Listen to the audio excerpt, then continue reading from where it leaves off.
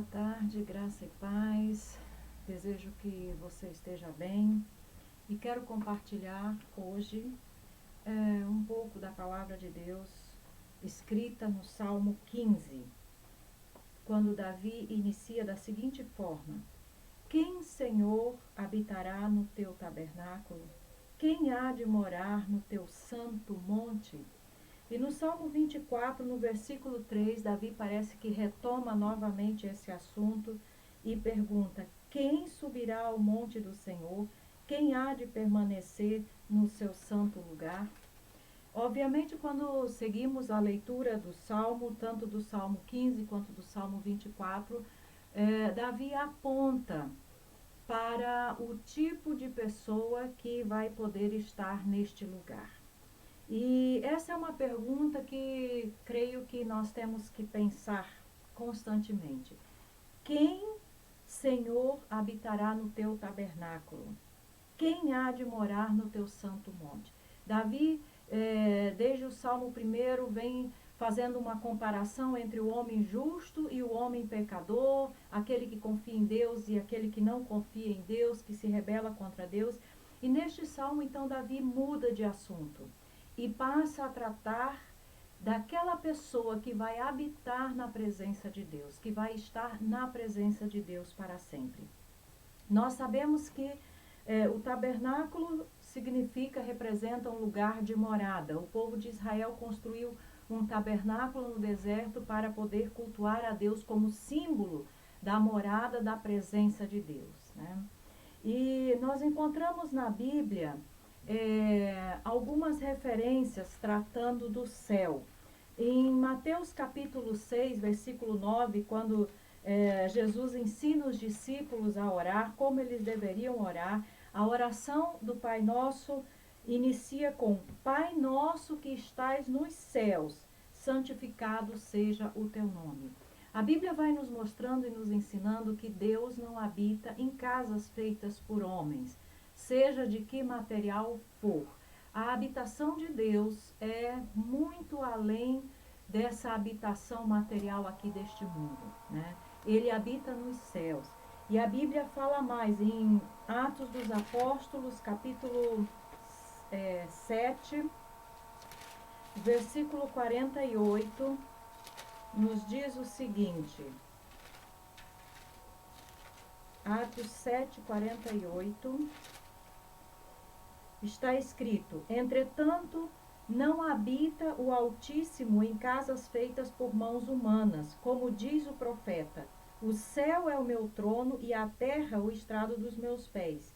Que casa me edificareis, diz o Senhor, ou qual é o lugar do meu repouso?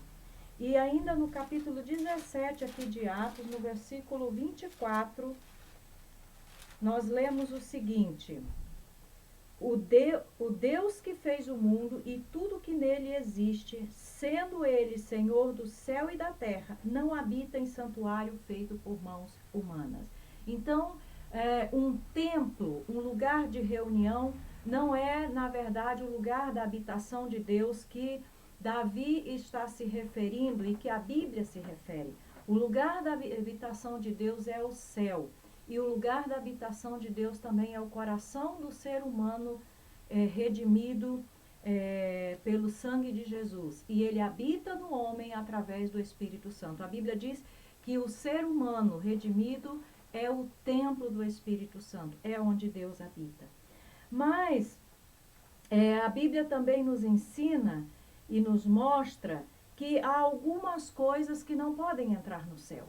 Por exemplo, na presença de Deus não pode estar o pecado, na presença de Deus não pode habitar rebeldia, na presença de Deus não pode habitar nada, absolutamente nada que ofenda a santidade, a glória, a majestade, a soberania de Deus. Em Apocalipse, capítulo 22, a Bíblia nos dá uma indicação de que não é qualquer ser humano e não é qualquer pessoa que pode estar no céu, na habitação de Deus, na presença de Deus. Apocalipse 22, do versículo 11 ao 15, diz assim: Continue o injusto fazendo injustiça. Continue o imundo ainda sendo imundo. O justo continue na prática da justiça e o santo continue a santificar-se. E eis que venho sem demora, e comigo está o galardão que tenho para retribuir a cada um segundo as suas obras. Eu sou o Alfa e o Ômega, o primeiro e o último, o princípio e o fim. Bem-aventurados aqueles que lavam as suas vestiduras no sangue do Cordeiro, para que lhes assista o direito à árvore da vida e entrem na cidade pelas portas. Fora ficam os cães, os feiticeiros, os impuros, os assassinos, os idólatras e todo aquele que ama e pratica a mentira. No capítulo 21, versículos 7 e 8, nós ainda podemos ler: o vencedor herdará estas coisas, e eu lhe serei Deus, e ele me será filho. Quanto, porém, aos covardes, aos incrédulos, aos abomináveis, aos assassinos, aos impuros, aos feiticeiros, aos idólatras e todos os mentirosos, a parte que lhes cabe será no lago que arde com fogo e enxofre, a saber, a segunda morte. Então, Deus não vai dar um jeitinho como muitas pessoas pensam por aí. Deus já deu um jeito. Talvez a pergunta que você esteja fazendo é: mas então, quem, como Davi perguntou, quem vai poder estar na presença de Deus?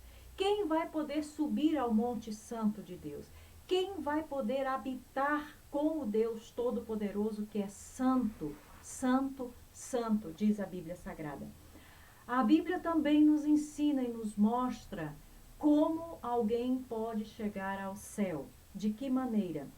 Existe uma porta para o céu. Existe um caminho para o céu. Existe uma maneira como o ser humano pode chegar à presença de Deus e habitar com o Senhor para sempre. Em João, capítulo 10, Evangelho de João, capítulo 10, o apóstolo escreveu o seguinte, versículos 7 ao 9. Jesus, pois, lhes afirmou de novo: em verdade vos digo, eu sou a porta das ovelhas. Todos quantos vieram antes de mim são ladrões e salteadores, mas as ovelhas não lhes deram ouvidos. Eu sou a porta. Se alguém entrar por mim, será salvo. Entrará e sairá e achará pastagens. A porta para o céu é Jesus Cristo. Quem não entra por essa porta não pode chegar ao céu. Não importa quem seja a pessoa, não importa quão boa a pessoa pensa que é, a única maneira de chegar ao céu é entrando pela porta correta, a única porta que existe. E essa porta é Jesus. Existe também um caminho para o céu. Vamos ver qual é o caminho.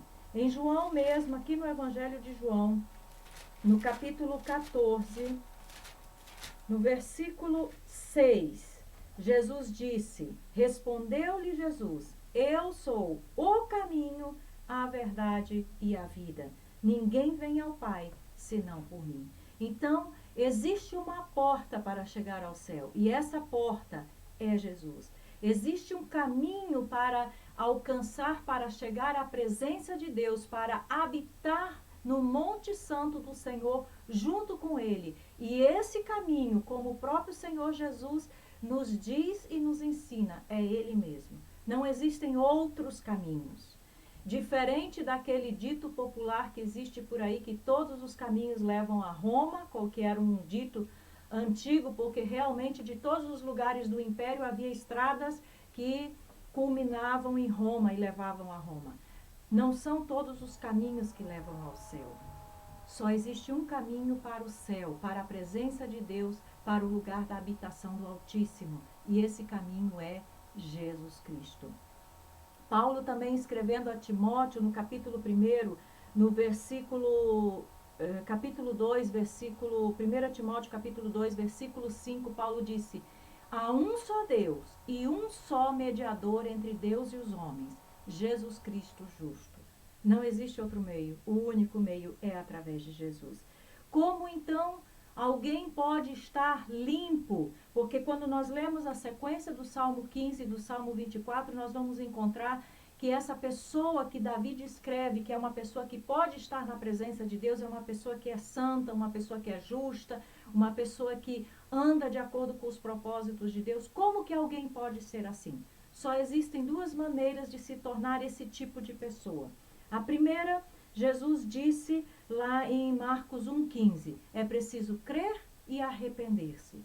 E a segunda maneira está em Apocalipse 22,14, lavar-se no sangue do Cordeiro. Precisamos ser purificados pelo sangue de Jesus derramado na cruz. Esses que creem e se arrependem e que são lavados pelo sangue de Jesus estão então aptos para habitar na presença do Senhor, para subir ao Monte Santo do Senhor, como o salmista Davi pergunta nesses 2 salmos. Prepare-se. Se você ainda não entrou pela porta que é Jesus, entre por essa porta. Se você ainda não caminha neste caminho que é Jesus, eu te animo a que você faça isso, porque não existe outro meio de habitarmos na presença do Senhor na eternidade, só através de Jesus. Que o Senhor te abençoe ricamente.